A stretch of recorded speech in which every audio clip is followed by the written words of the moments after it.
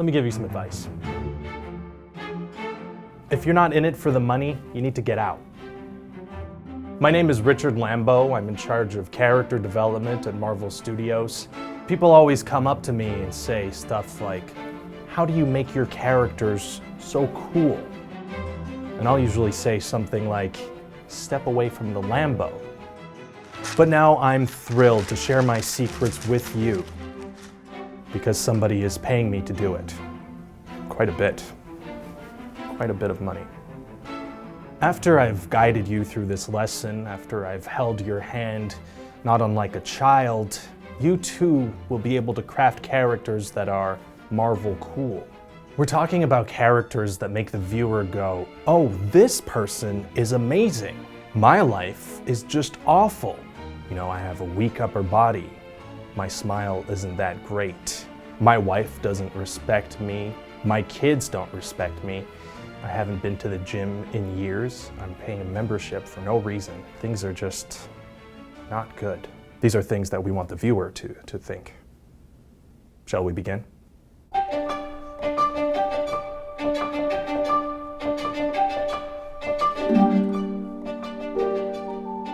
So let's start with an exercise to illustrate this. Let's look at an iconic character, Frodo from Lord of the Rings. Huge missed opportunity. You can imagine that Peter Jackson probably looked at this character and thought, what are his motivations? But the more important question would have been, how many abs does he have? Are they visible? Are they proportional? Do they glisten when the character gets sweaty? A Marvel character disrobes, and there's an instant response in the viewer, this visceral reaction that stays with them when they go home and they disrobe in front of the mirror. Just a wave of disgust. 6 abs. That is the golden number, 6. You could probably get away with 4 abs. 5 abs would not look natural. Because where does the 5th ab go? Right in the middle on the belly button? That would look insane. No.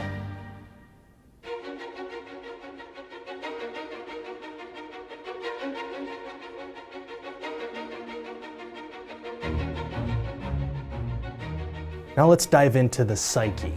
One of the most important things for a Marvel character is that they should always be snarky. The concept here is that there is no wrong time to crack a joke. Every single moment is an opportunity to get snarky. They're in the middle of a fight to the death. That's an opportunity for a joke. They've just taken a life with their bare hands. That's a time for self-reflection on what they just did. No. That's a time for a joke. Half of the city was just leveled by a sky beam. Countless lives have been lost. Well, let's get funny. So going back to our little friend Frodo, imagine, if you will, he's about to save the day, toss the One Ring into Mount Doom. Gollum has just fallen to his death and is burning alive. Now what if we had cut to Frodo, and he looked directly into the camera, and he said, that's gotta burn. That is how you earn Best Picture.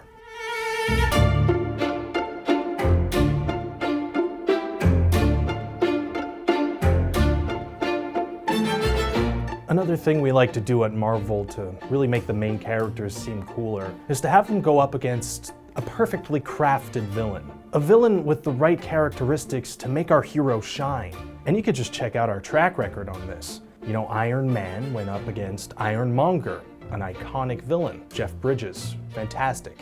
Ant-Man went up against Yellow Jacket, just a bad bug. See, all these bad guys were crafted with care. Now, how did I do this? It's so simple. What you do is you take the good guy and you make him bad. And that's why I'm very rich. I'm so very rich. So let's check in on old Petey Jackson here. What did he do? Who did Frodo go up against? This Sauron character, this incredibly complex antagonist with a rich backstory. So rich they based it on entire books. Nobody's reading books. So how should he have played this? Well, let's break it down. Frodo was a little hobbit, right? So the perfect villain for him would have also been a hobbit, but he would have been evil. Do you see what I'm saying? See, through the use of subtle contrast, you elevate the hero. Was Gollum a hobbit? I don't know, I never saw the movies.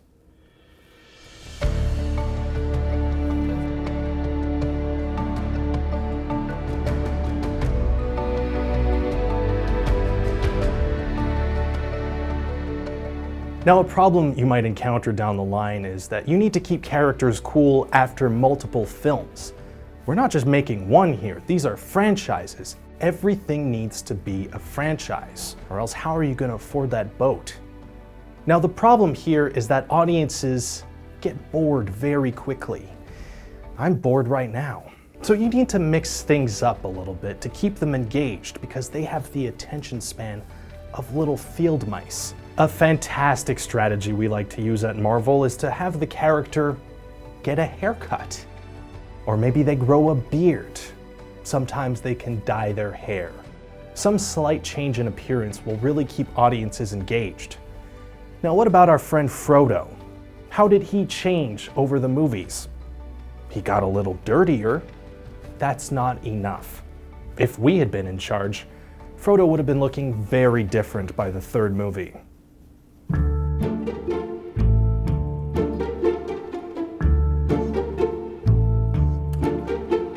And finally, it's important to always be innovating.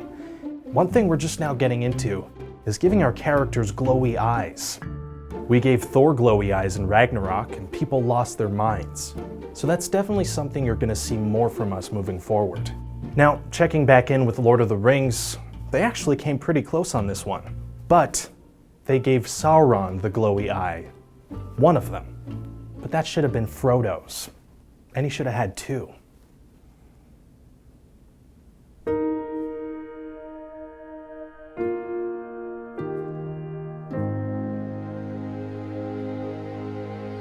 So with that, you should have all the tools you need to create a cool Marvel character and work as a Marvel screenwriter. Now the rest is up to you, which means it's probably not going to work out. Also, this is my job and I can't let you take it from me. This is also making me wonder why I even did this. Oh yeah, the money. I can't stress enough how much money I was given for this. I can buy an island. I could buy 2 islands. I can colonize both islands and make them fight.